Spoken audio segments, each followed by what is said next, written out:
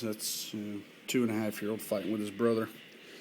But like I said, you see the claw for the extractor, has the talon fingertip, if you will, showing the difference between the 90 and the claw, as I prefer to call it. But that's probably going to be our main extraction problems, I will bet.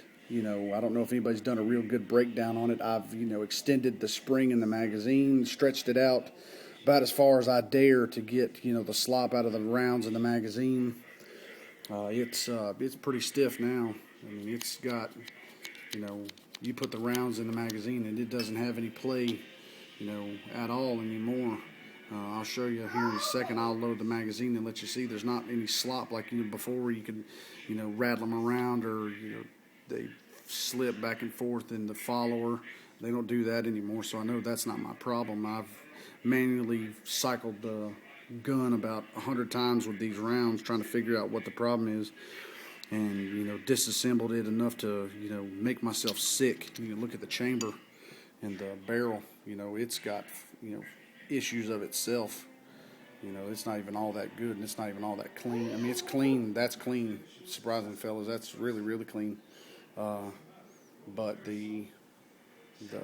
I really think there's too much tolerance, free play between the casing and the inside of the chamber for the round to wiggle too much, and then you got the extractor problem with the gap on the rim case and the claw.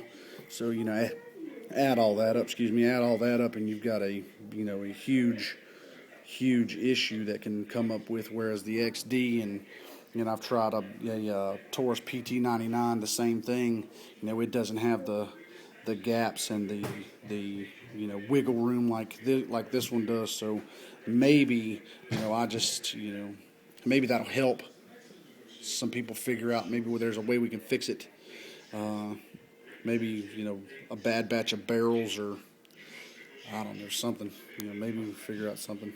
But I'll post this video to YouTube here shortly, and get it out there on waltherforums.com, and maybe some people with a little more expertise in this realm than I have can lead some insight